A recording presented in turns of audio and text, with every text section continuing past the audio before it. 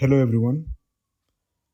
आज के इस क्लास में हम समझेंगे particularly what is hypertension and how it has become a severe threat to the nation. So as you can see, our topic is how high blood pressure is a silent killer. आज की इस topic में हम देखेंगे what is hypertension and we'll discuss what are different causes, its complications. इसका पूरा का पूरा डिटेल्स हम इस टॉपिक में समझेंगे। तो basically hypertension means it is an intermittent or sustained elevation of systolic and diastolic blood pressure. Intermittent means which happens intermittently after a period of gap in time. Okay जो continuously ना होते हुए थोड़े समय बाद, ओके इंटरमिटेंट गैप के साथ अभी थोड़ा सा, फिर थोड़े समय के बाद फिर से, तो इस तरह से गैप देने के बाद जो घटना घट रहा है that is called intermittent. Sustains means which happens continuously for a period of time. Okay, so what is happening, यहाँ पे क्या हो रहा है, हाइपरटेंशन में क्या होता है, इंटरमिटेंट और sustained elevation which means increase. किसमें इंक्रीज होता है, सिस्टमिक दैट इज सिस्टोलिक और diastolic blood pressure. Now what is systolic and diastolic blood pressure? आपको पता होगा that normal blood pressure is 120/80 mmHg, that is millimeter of mercury.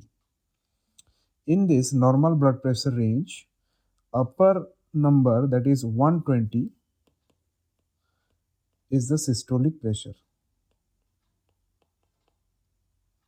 which means systole means contraction. Systole means contraction. तो यहाँ पे किसके contraction के बारे में हम समझ रहे हैं? Obviously your cardiovascular system, particularly heart contraction, this heart contraction. So systolic pressure means the amount of pressure that is recorded internal wall of the blood vessel during the heart is constricted. तो जब एक heart contract होता है, ठीक है, तो उसी समय जो मैक्सिमम प्रेशर ब्लड वेसल में बिल्ड होता है उसको बोलते हैं सिस्टोलिक प्रेशर, और उसमें जो नॉर्मल रेंज है that is 120 millimeter of mercury. Now similarly what is diastolic pressure then? Obviously diastole means relaxation. So basically when the heart is constricting, this is called, the pressure is generated and that pressure is called systolic pressure. But when the heart is relaxing, after one contraction, one relaxation is there. So after relaxing, the minimum pressure in the blood vessel which is recorded is called diastolic blood pressure, which is 80 millimeter of mercury in normal range. तो basically यहाँ पे हमको समझ में आ जाना चाहिए that blood pressure is nothing but systolic blood pressure that is 120 divided by diastolic blood pressure that is 80 millimeter of mercury. So this is the understanding about what blood pressure is, because हमको ये blood pressure के बारे में थोड़ा बहुत idea जरूर रखना पड़ेगा, क्योंकि इसी ब्लड प्रेशर को जब हम समझेंगे तो हमको और भी ज़्यादा आसानी हो जाएगा हाई ब्लड प्रेशर के बारे में समझने के लिए। तो मेरे ख्याल से अब तक आपको इतना क्लियर हो गया है what exactly is blood pressure and how the systolic and diastolic blood pressures are recorded and what are the normal ranges, that is 120/80 millimeter of mercury. Now hypertension is nothing but intermittent or sustained increase in systolic pressure और diastolic pressure. तो यहाँ पे समझ आ रहा है कि hypertension हम किसको बोलेंगे, जहाँ पे जब सिस्टोलिक प्रेशर या फिर डायस्टोलिक प्रेशर में इंक्रीमेंट होगा, इंक्रीज होगा, उसको बोलेंगे hypertension.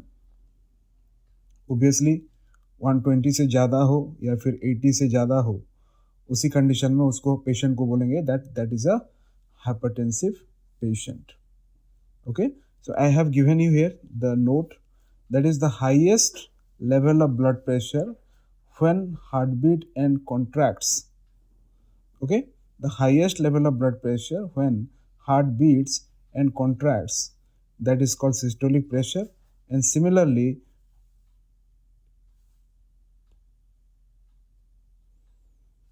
diastolic blood pressure means lowest level of blood pressure when the heart relaxes. So focus on these two words. Here in diastolic, the heart is relaxing, and in the systolic, the heart is constricting or squeezing. Okay, so obviously whenever there is any recording of blood pressure, which means systolic pressure and diastolic pressure, the systolic pressure will always remain higher than the diastolic pressure, because the systolic pressure comes out as a result of heart contraction. Heart जब constrict होता है तब जाकर के systolic pressure record होता है, इसीलिए systolic pressure diastolic pressure से थोड़ा सा ज़्यादा रहता है, हमेशा हायर रहता है. As you can see here, that is 120 is the systolic pressure and the smaller number, that is 80, is the diastolic pressure. Okay, moving on. Now here we need to understand the signs and symptoms.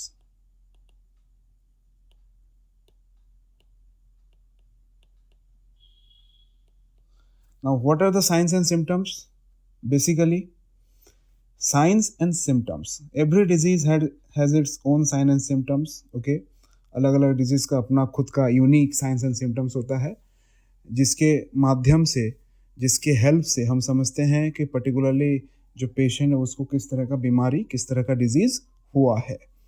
लेकिन मैं आपको सबसे पहले बताना चाहूँगा that approximately 80 से 90% जो patient हैं, इनके शरीर में, खास करके hypertensive patient I am talking about, इनके शरीर में किसी भी प्रकार का कोई भी साइन एंड सिम्टम नहीं दिखाई देता है. पेशेंट को पता भी नहीं चलता है कि उसके शरीर में हाई ब्लड प्रेशर है, because there is no sign and symptom literally. अब किसी भी तरह का उसको अगर अनईजी फील होगा, किसी तरह का कोई वीकनेसेस डेवलप होगा, तब जा कर के उसको पता चलेगा ना कि भाई हाँ मुझे कुछ प्रॉब्लम है. लेकिन अगर पेशेंट के शरीर में ब्लड प्रेशर हाई हुआ है बट उसको कोई सिम्टम्स भी नहीं है, इसीलिए बहुत केसेस में क्या होता है, हाइपरटेंशन जो है अपने आप अनट्रीटेड रहता है, उसका कोई ध्यान दे ही नहीं पाता. Okay, and this is the reason why इसके कॉम्प्लिकेशंस बहुत बढ़ जाते हैं और धीरे धीरे साइलेंटली अंदर ही अंदर ये इंसान को मारता रहता है.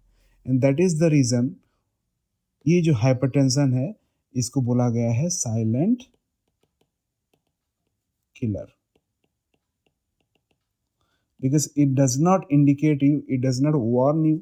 ये आपको ना वार्निंग देगा, ना इंडिकेट करेगा, ना आपको बताएगा कि आपके शरीर में कुछ प्रॉब्लम है उसको चेक कीजिए, कुछ भी सिग्नल नहीं भेजेगा और अंदर ही अंदर आपके शरीर को खोखला करता जाएगा.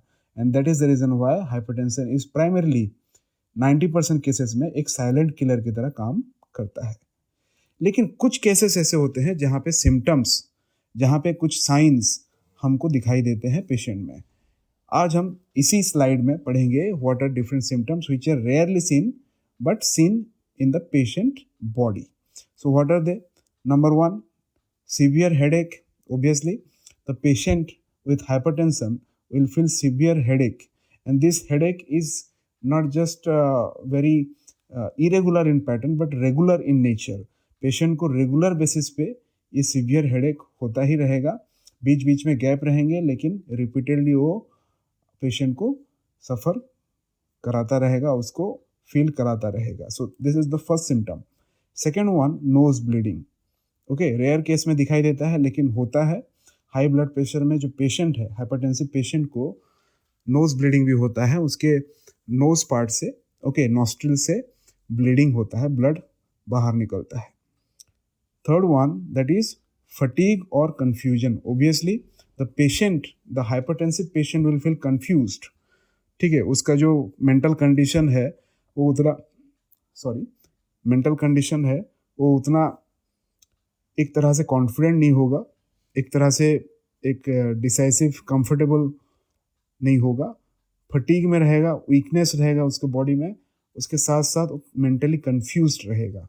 ओके, विजन प्रॉब्लम भी दिखाई देगा पेशेंट में, because as you know hypertension जो है, हाई ब्लड प्रेशर जो है, आई के रेटिना पार्ट को अफेक्ट करेगा. और ये जो रेटिना पार्ट जब अफेक्ट होगा तो ऑब्वियसली वो क्या करेगा, विजन प्रॉब्लम, पेशेंट को देखने में, उसके साइट में दिक्कतें आएंगी. Now next is chest pain. Obviously अगर हाई ब्लड प्रेशर है, अगर बॉडी में ब्लड प्रेशर बहुत ज़्यादा है, तो उसके लिए हार्ट को बहुत ज़्यादा मात्रा में फंक्शन करना पड़ेगा, उसको और ज़्यादा मेहनत करना पड़ेगा. And that is the reason why this heart has to function more, this has to work heavier, and that is the reason why this chest pain arises, this particular chest pain arises. Now difficulty in breathing also will be there. जो patient है उसको breathing करने में दिक्कत होगा, irregular heart beat होगा, blood in urine, उसके urine में ब्लड पास होंगे. फॉर एग्जांपल अगर कोई हाइपोटेंसिव पेशेंट है जिसके बॉडी में ब्लड प्रेशर जो हाई लेवल पे है, तो अल्टीमेटली वो छोटे छोटे ऑर्गन्स को, इंपॉर्टेंट ऑर्गन्स को, उसके सेल्स को, टिश्यूज को डैमेज करेगा. उसमें से एक एग्जांपल है, दैट इज योर किडनी. तो जब किडनी का जो यूनिट पार्ट है, दैट इज नेफ्रॉन, और जहाँ पे पर्टिकुलरली जो ब्लड फिल्टर हो रहा है, okay, nephron is responsible for filtering the blood and removing the waste. तो यहाँ पे जब ब्लड आ करके फिल्टर आउट होता है, यहाँ पे प्रेशर ज़्यादा होने की वजह से ये नेफ्रॉन जो है इसमें डैमेज हो सकते हैं. और जब नेफ्रॉन डैमेज होगा तो अल्टीमेटली क्या होगा कि यहाँ पे किडनी के माध्यम से ब्लड जो कि नहीं आना चाहिए, वो किडनी नेफ्रॉन के माध्यम से यूरिन में ब्लड आना शुरू हो जाएगा और पेशेंट को सिम्टम दिखाई देगा, blood in the urine. Last but not the least, the patient will feel pounding in the chest. Okay, chest में, neck में और ईयर में ये पाउंडिंग फील होगा. Pounding, you know, high heart beat sensation. जब आप कभी फील किए होंगे, जब खेलने कूदने के बाद या फिर अचानक से कुछ ऐसा इमरजेंसी कंडीशन, डेंजर कंडीशन में हमको क्या होता है, जो सीना है, जो छाती है, धड़ धड़ कराता है, एक तरह से हार्ट रेट जो है बहुत तेजी से बढ़ जाता है. So that sensation is called pounding in the chest. और ये एक नॉर्मल सिचुएशन में भी हाइपरटेंसिव पेशेंट में शो करेगा. So these are the signs and symptoms which are not commonly but at least rarely seen in hypertensive patients and which need to be understood and studied properly. तो इसको भी हमको समझना पड़ेगा, इसको study करना पड़ेगा. आगे बढ़ते हैं. Stages of hypertension. What are different stages? Hypertension को अच्छे तरीके से स्टडी करने के लिए, ओके, हाइपरटेंशन को अच्छे तरीके से स्टडी करने के लिए हमको उसको अलग अलग स्टेजेस में डिवाइड करना पड़ेगा. In order to control it and to manage it properly, we have to divide it into 4 different categories. Okay, number 1 is pre hypertension. Number 1 is pre hypertension. Now what is pre hypertension? As you can see, pre hypertension means when the systolic blood pressure is more than 120 to 139 millimeter of mercury and diastolic blood pressure is more than, that is 80 to 89 millimeter of mercury, then this condition of the patient is called pre-hypertension. This is the initial stage of hypertension, that is pre-hypertension. जब कभी भी patient में 120 से लेकर के 139 millimetre mercury जो systolic blood pressure है और 80 to 89 millimetre mercury that is diastolic pressure रहेगा, उस पेशेंट को हम बोलेंगे प्री हाइपरटेंसिव पेशेंट, या फिर उसका जो स्टेज है उसको बोला जाएगा प्री हाइपरटेंशन, जो कि सबसे पहला इनिशियल स्टेज है. ओके उसके बाद अगर उसमें कोई ट्रीटमेंट ना मिले उसको अगर रिकवर ना किया जाए तो फिर आगे अपर स्टेज में, हायर स्टेज में पहुंच जाएगा, जो कि है आपका हाइपरटेंशन स्टेज 1. ओके और stage 1 hypertension. In this stage the patient blood pressure will increase from 140 to 159 millimeter mercury, okay, which is higher than pre-hypertension. And again the diastolic pressure will be 90 to 99 millimeter mercury. तो इस condition को हम बोलेंगे hypotension stage 1. उससे आगे बढ़ेगा फिर अगर उसको ट्रीट ना किया जाए, so that is called hypotension stage 2, more और equal to 160 millimetre mercury. For example 160 या फिर उससे ज़्यादा मिलीमीटर मर्क्यूरी जो हो जाए, ठीक है, तो उसी ब्लड प्रेशर रेंज में हम उसको बोलेंगे हाइपोटेंशन स्टेज 2. और यहाँ पे डायस्टोलिक में 100 मिलीमीटर मर्क्यूरी, इससे अगर ज़्यादा हो जाए तो उसको बोलेंगे हाइपोटेंशन स्टेज 2. हमेशा कंपेयर कीजिएगा, सिस्टोलिक डायस्टोलिक दोनों के अलग अलग रेंजेस यहाँ पे बताए गए हैं और दोनों ही रिलेटिवली बढ़ रहे हैं, इंक्रीज हो रहे हैं. Is that clear? Now the very severe stage, okay, this is called hypertensive crisis.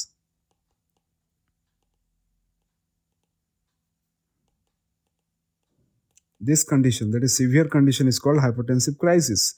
Here the patient will have more than equal to 180 millimeter of mercury. Okay, you can see here. So 180 millimeter mercury जो उसका reading है systolic blood pressure, उससे या समान या उससे ज़्यादा जब आपका प्रेशर लेवल बढ़ जाए और डायस्टोलिक जो है 110 मिलीमीटर मर्क्यूरी से बढ़ जाए, तो इसी कंडीशन को हम बोलेंगे हाइपरटेंसिव क्राइसिस और severe hypertension, which is very risky. It can immediately cause death by different means, for example heart attack, stroke, etcetera etcetera. Will discuss later on. So let's move on to the next slide. अभी यहाँ पे हम समझेंगे some epidemiological factors, some facts हम यहाँ पे देखेंगे, जिसमें हम समझेंगे कि भाई ऐसा क्या चीज़ है जिससे ये हाइपरटेंशन जो है लोगों में ज़्यादा मात्रा में पाया जाता है और कितने लोगों में ये फैला हुआ है. ठीक है, particularly in India, okay, 23.1% men and 22.6% women over 25 years old suffer from hypertension. 25 साल से, ठीक है, 25 साल से ज़्यादा के लोगों में, खास करके 23% आपका जो मेन है और 22% जो वुमेन है, वो अफेक्टेड हैं इंडिया में. कहाँ किससे अफेक्टेड हैं? That is hyper tension. Okay, so this is the fact, this is the survey, the statistics which is actually given by whom? That is World Health Organization, which is the peak, that is Zenith organization in India, in world, to control and manage different types of health issues. तो ये यही WHO ने अपना statistics दिया हुआ है कि 25 as से ज़्यादा जो पीपल हैं, जो पर्सन हैं, 23% उसमें से मेल और 22% फीमेल, ये सब पीड़ित हैं किससे? हाइपरटेंशन से. उसमें भी अगर आप देखें तो आपको पता चलेगा that in recent studies what exactly has been shown that around 16% of ischemic heart disease, 24% of myocardial infarction and 29% of stroke are coming from this particular hypertension. So 16% ischaemic heart disease, 24% myocardial infection और 29% जो stroke है, ये hypertension के वजह से हो रहा है. So basically hypertension is the basic root cause behind these diseases. Okay, so that is why hypertension becomes very deadly, very risky also. Okay, now आगे बढ़ते हैं और देखते हैं कि इसके ये जो हाइपरटेंशन हमने पढ़ा, इसमें कौन कौन से ऐसे कॉजेस हैं, क्या कारण हो सकता है इसके पीछे.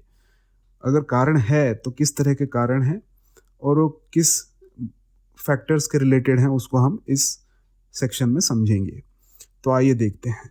सबसे पहला जो कारण है that is obstructive sleep apnoea. Okay, apnoea, APNEA, apnoea means that is cessation of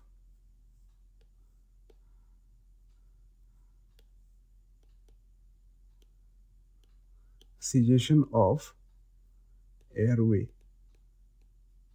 आप एयरवे से ब्रीथ करते हो, आपका जो एयरवे है नज़ल कैविटी से लेकर के पूरा का पूरा आपका जो लंग्स पार्ट तक कनेक्ट हुआ है, जिसके माध्यम से आप एयर ब्रीथ करते हो. जब इसमें सीज हो जाएगा, इसमें ब्लॉकेज आ जाएंगे, that is called apnoea because of various reasons. Okay, तो basically your obstructive sleep apnoea means repetitive episodes of nocturnal breathing cessation. रात को सोते समय जब आप ब्रीथ कर रहे हो तो उसमें क्या होता है, रिपीटेडली रेगुलर बेसिस पे पेशेंट में क्या दिखाई देता है कि उसका जो अपर एयरवे है, जिससे वो ब्रीथ कर रहा है, जिससे वो हवा यानी कि सांस ले रहा है, वो ब्लॉक हो जाता है. ओके, इसमें जो ब्लॉक होता है, इसमें जो ब्लॉकेज आते हैं, this condition is called obstructive sleep apnoea. And यहाँ पे पेशेंट को अच्छे तरीके से ब्रीदिंग नहीं हो पाता, अच्छे तरीके से उसके शरीर में ऑक्सीजन कंडक्शन नहीं हो पाता, और ये फिर आगे बढ़ कर के क्या कराता है, हाइपरटेंशन. तो ये भी एक कारण है हाइपरटेंशन का. दूसरा, किडनी डिजीज. अगर किडनी में कोई बीमारी है, अगर किडनी सही तरीके से फिल्टर आउट नहीं कर पा रहा है, ब्लड को प्यूरिफाई नहीं, एक तरह से फिल्टर नहीं कर पा रहा है, तो वहाँ पे ये हाइपरटेंशन पेशेंट में दिखाई देगा. Next, adrenal gland tumour. Now adrenal gland tumour means, अगर मान लीजिए जो किडनी है, okay, suppose these are the kidneys. So here there is occurrence of adrenal gland just above the renal, that is kidney. तो kidney, दो kidneys के ऊपर, just above the kidneys, the location of adrenal gland is there. So ये जो adrenal gland में अगर tumour हो जाए तो बहुत सारे ऐसे केमिकल्स हैं, हार्मोन्स हैं जो रिलीज होंगे, जो कि कराएंगे आपका HTN, जो हाई ब्लड प्रेशर को डेवलप करेंगे. ओके, हाइपरटेंशन को डेवलप करेंगे.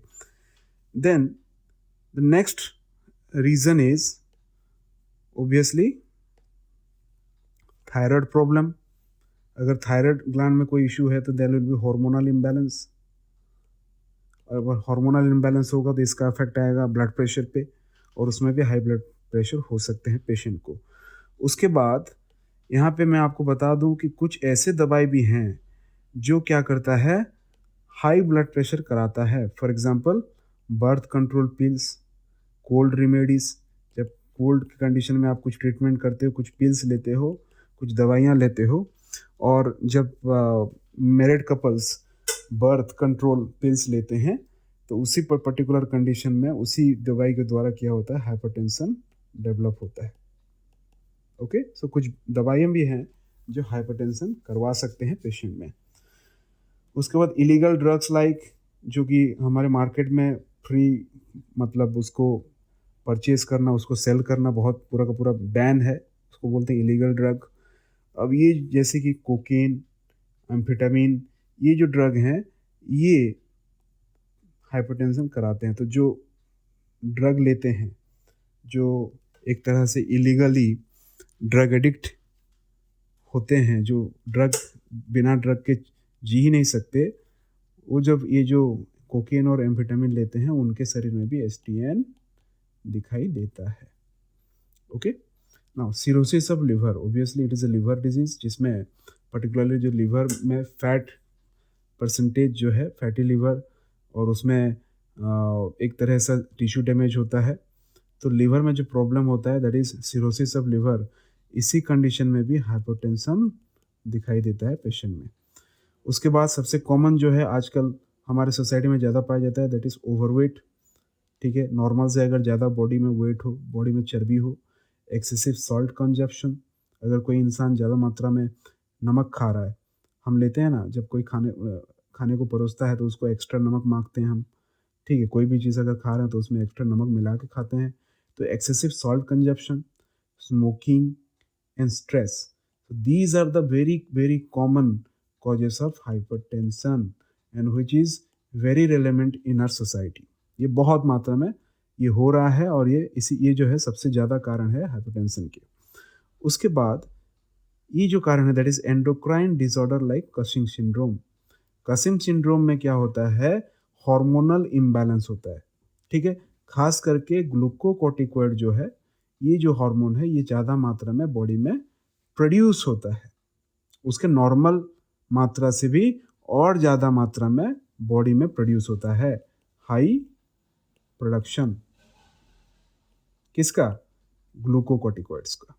तो ये जो हार्मोन्स हैं जब ये हाई मात्रा में, बहुत ही ज़्यादा मात्रा में शरीर में पाए जाते हैं, प्रोड्यूस होते हैं, तो उसमें भी हार्मोनल इम्बैलेंस होता है और इसका इफेक्ट होता है हाई जो ब्लड प्रेशर पे, उसको high blood pressure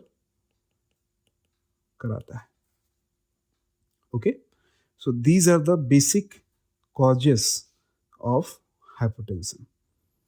Moving on, अभी हम देखेंगे दैट इज रिस्क फैक्टर्स। क्या क्या ऐसे रिस्क फैक्टर्स हैं, क्या क्या इसके इस रिस्क कंडीशन है जिससे हमको पता चलेगा कि एक इंसान जो है जिसमें हाइपरटेंशन ज़्यादा मात्रा में, ज़्यादा चांसेस हैं होने में। ठीक है, तो सबसे पहला है एल्डरली एज। जब इंसान धीरे धीरे उसका जो एज बढ़ता जाता है एल्डरली कंडीशन में, ओल्ड एज में, तो इसमें हाइपरटेंशन जो है होने के चांसेस बहुत ज़्यादा बढ़ जाते हैं, उसका जो रिस्क है बहुत ज़्यादा बढ़ जाता है। उसके बाद ओबेसिटी, ओबियसली अभी थोड़ी देर पहले हमने उसके कारण के बारे में समझा, जिसमें हमने देखा कि अगर पेशेंट में चर्बी ज़्यादा है, फैट बहुत ज़्यादा है, वेट गेन हुआ है, ओबेसिटी हुआ है, तो उसमें भी ये पर्टिकुलरली ओबेसिटी जो है हाइपरटेंशन को बढ़ाता है। फिर लैक ऑफ फिजिकल एक्टिविटी, आजकल के बच्चे जो हैं वीडियो गेम में, सोशल मीडिया पे बहुत ज़्यादा इन्वॉल्व रहते हैं, उनके पास ना कोई गेम है खेलने को, ना कोई स्पोर्ट्स है, ना कोई फिजिकल एक्टिविटी है। तो यहाँ पे लैक ऑफ फिजिकलिटी होने से के कारण बॉडी में हाई ब्लड प्रेशर दिखाई देता है। Okay, now smoking it's a very common cause. कोई अगर चेन स्मोकर है या फिर कोई अगर इंटरमिटेंटली भी स्मोकिंग कर रहा है तो वहाँ पे हाई ब्लड प्रेशर होने के चांसेस ज़्यादा बढ़ जाते हैं, उसका रिस्क जो है ज़्यादा बढ़ जाता है। सेम ऑल्सो अल्कोहल इंटेक जो कोई अगर कर रहा है तो उसमें भी ये रिस्क बहुत ज़्यादा बढ़ जाता है, अलॉन्ग विथ सॉल्ट। तो खास करके सॉल्ट, अल्कोहल, स्मोकिंग, ये जो चीज़ें हैं जो कंजप्शन हो रहा है, इसमें अगर हाई कंजप्शन हो तो हाइपरटेंशन होने के चांसेस, उसका जो रिस्क है वो बहुत ज़्यादा बढ़ जाते हैं। फिर आता है स्ट्रेस। ओबियसली अगर आप किसी भी डिप्रेस्ड कंडीशन में हो, बहुत स्ट्रेस में हो, तो ब्लड प्रेशर हाई होता ही है। ओके, फिर family history, this is very rare but it is also important to study. Family history में क्या होता है, अगर किसी की फैमिली में किसी तरह का कोई हाइपरटेंसिव पेशेंट है तो ये जेनेटिकली उसके अप स्प्रिंग जो हैं, उसके बच्चे हैं, उसके पोते हैं, उसमें भी हाइपरटेंशन पाया जाता है। तो इसका कनेक्शन फैमिली हिस्ट्री के साथ भी है। And last but not the least, certain chronic disease like kidney damage, sleep apnoea, diabetes, in patient में जिसके शरीर में किडनी डैमेज हुआ है या फिर उसको स्लीप अपनिया है या फिर डायबिटीज़ कंडीशन में, ये हाइपरटेंशन होने के चांसेस बहुत ही ज़्यादा बढ़ जाते हैं। Okay, so these are the risk factors जिसके कारण एक पेशेंट में हाई ब्लड प्रेशर होने के जो चांसेस हैं, जो रिस्क हैं, वो बहुत ही ज़्यादा बढ़ जाते हैं। आगे बढ़ते हैं, अभी हम समझेंगे कॉम्प्लिकेशंस। क्या क्या ऐसे कॉम्प्लिकेशंस हो सकता है, ठीक है, हमेशा ध्यान दीजिएगा। कॉम्प्लिकेशन मीन्स जब कभी कोई बीमारी को अगर हम सही तरीक़ा से डील ना करें, उसको ट्रीट ना करें और उसको वैसे ही छोड़ दें, ठीक है, बिना ट्रीटमेंट के, बिना केयर के, तो फिर वो आगे जा कर के और भी भयानक रूप लेता है और भी सीरियस कंडीशन में तब्दील हो जाता है और शरीर को बहुत तरीके से अलग अलग रास्ते से अफेक्ट करता है, ठीक है, और भी बीमारी और भी उसके इश्यूज डेवलप करता है। तो यहाँ पे अगर हाइपरटेंशन को अगर हम सही तरीके से ट्रीट ना करें, वक्त रहते अगर उसको ठीक ना करें, तो ये कुछ ऐसे सीरियस कॉम्प्लिकेशंस डेवलप करता है जैसे कि heart attack, brain stroke, heart failure obviously, kidney failure, okay, vision problem, metabolic syndrome also. जो पेशेंट अगर हाई ब्लड प्रेशर से पीड़ित है तो उसमें जो मेटाबॉलिज्म है उसमें भी अफेक्ट होगा, वो भी डिस्टर्बेंस क्रिएट होगा। और उसके बाद dementia, dementia means loss of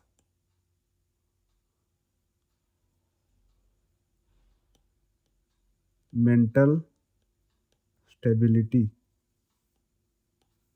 okay, so in this condition the patient will lose its mental stability, वो जो मेंटली अनस्टेबल हो जाएगा, ये कंडीशंस डेवलप होंगे, ये कॉम्प्लिकेशंस डेवलप होंगे हाइपरटेंशन के लेटर स्टेज में, अनट्रीटेड स्टेज में, ओके। तो इससे अच्छा क्या है, हाइपरटेंशन को रेगुलर बेसिस पे, यानी कि हाई ब्लड प्रेशर अगर हुआ है तो उसको रेगुलर बेसिस पे चेक किया जाए और कोशिश किया जाए कि उसको किस तरह से नॉर्मल रेंज में ला जा सके, ओके।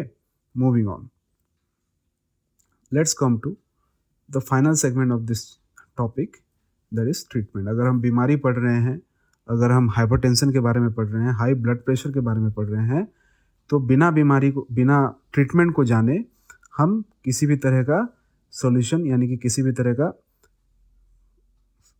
ट्रीटमेंट नहीं कर सकते, ओके।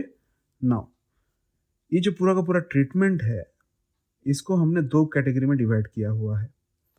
पहला है that is non pharmacological management and second is pharmacological management, okay. तो पहला है नॉन फार्माकोलॉजिकल मैनेजमेंट, दूसरा है फार्माकोलॉजिकल मैनेजमेंट। ऑब्वियसली ऐसा क्यों किया गया है? नॉन फार्माकोलॉजिकल मैनेजमेंट में हम किसी भी तरह का दवाई यानी कि ड्रग इस्तेमाल नहीं करते हैं, ओके, लेकिन फार्माकोलॉजिकल मैनेजमेंट में हम हेल्प लेते हैं किसका? दवाई का, ठीक है। तो यहाँ पे नॉन फार्माकोलॉजिकल में हम देखते हैं कौन कौन से ऐसे ट्रीटमेंट प्रोसीजर है जो कि आपको हाइपरटेंशन से मुक्त कर सकता है। तो सबसे पहला है that is weight loss. Obviously जब वेट गेन सबसे बड़ा कारण है हाइपरटेंशन का, तो अगर हम उसको उसमें कमी लाएंगे और शरीर में अनवांटेड जो चर्बी है, जो फैट है, उसको लॉस करेंगे, वेट को लॉस करेंगे, तो ऑब्वियसली आपके जो हाइपरटेंशन है, जो हाई ब्लड प्रेशर है, वो धीरे धीरे ठीक होता जाएगा, एक नॉर्मल रेंज में आ जाएगा। Is it clear? उसके बाद dash plan, okay. Dash plan का मतलब है एक तरह का ऐसा food plan, diet plan,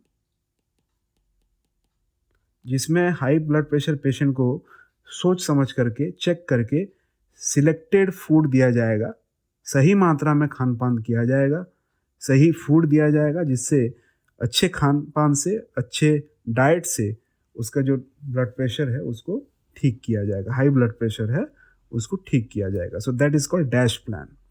the third one is obviously dietary salt restriction.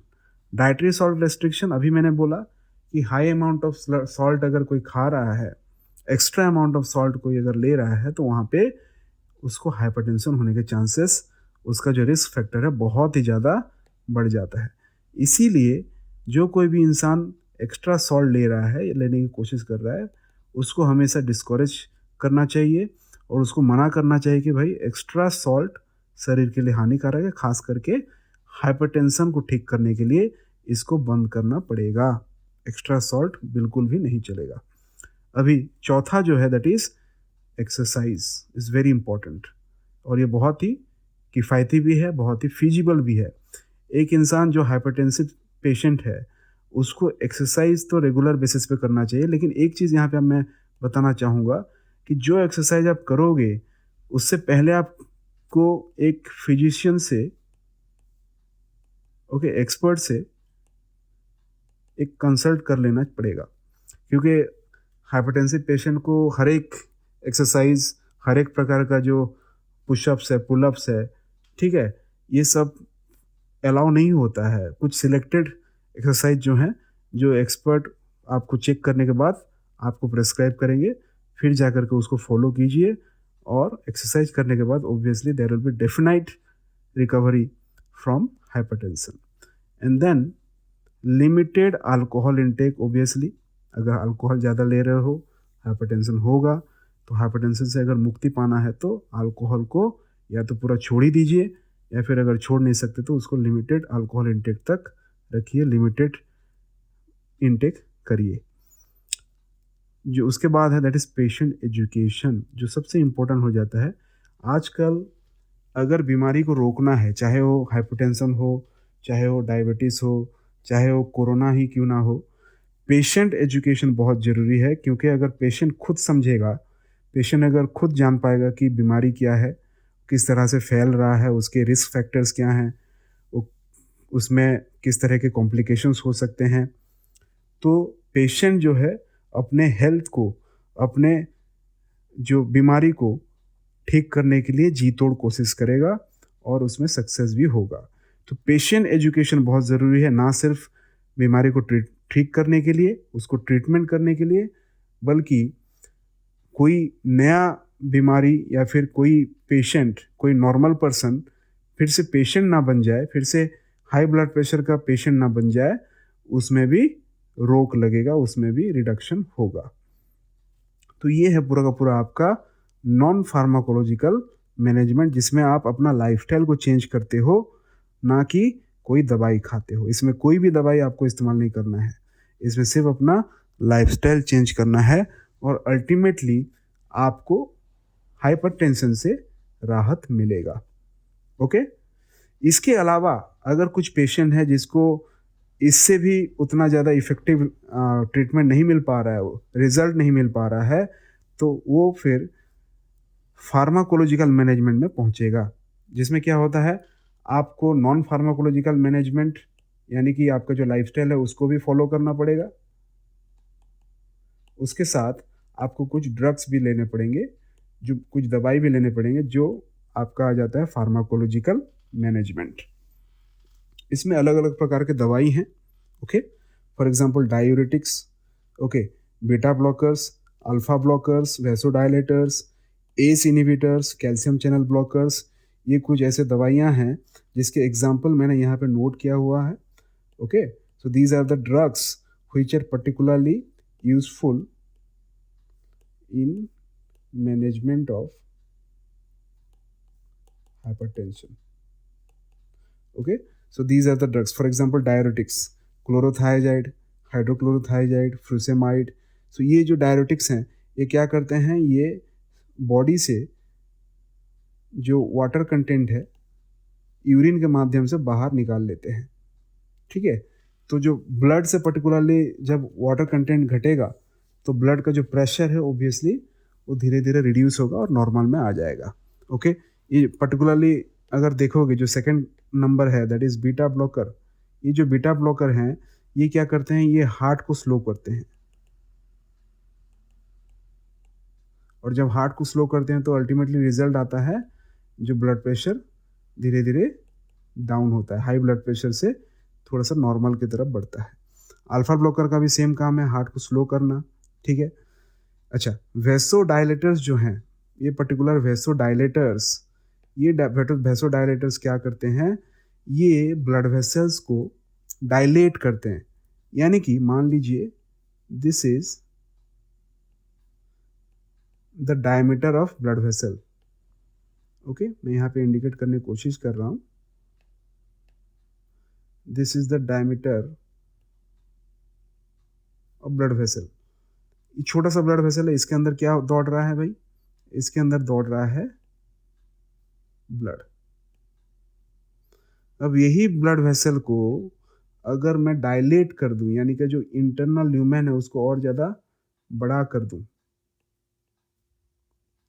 ठीक है, तो वही ब्लड जब इसके अंदर से निकलेगा, इसके अंदर से फ्लो होगा, ओके, तो उसके लिए उसको बहुत ज़्यादा जगह मिल जाएगा, क्योंकि जो पाइप है, जो ब्लड वेसल है वो डायलेट हो गया है, उसका जो डायमीटर है और ज़्यादा बढ़ गया है इसके कंपैरिजन से, ओके, तो ब्लड प्रेशर ऑटोमेटिकली रिड्यूस होगा, okay. So these are the drugs, ACE inhibitors, calcium channel blockers. So these are the drugs particularly which are helpful and very useful in the treatment and management of hypertension. So इसी के साथ आज का पूरा जो hypertension है ये ख़त्म हो रहा है. मेरे ख्याल से मेरे जो ये लेक्चर से आपको कुछ फ़ायदा मिला हो, आपको कुछ क्लैरिटी मिला हो इस बीमारी के बारे में. आप भी अपना ध्यान रखें और इस बीमारी से हमेशा मुक्त रहें. That is what I wish.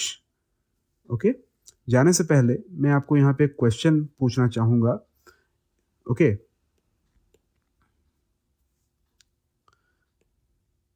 Which particular scientist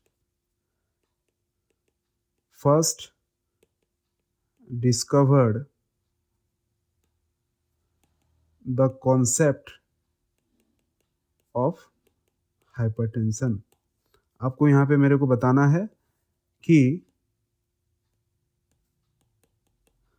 कौन से पर्टिकुलर साइंटिस्ट जो हैं जो मेडिकल फील्ड में सबसे पहले हाइपरटेंशन का जो कॉन्सेप्ट प्रोजेक्ट किए थे, प्रपोज किए थे. तो इसका आंसर आप हमारे कमेंट सेक्शन में डाल सकते हैं और बता सकते हैं कि ये पर्टिकुलरली हैं कौन.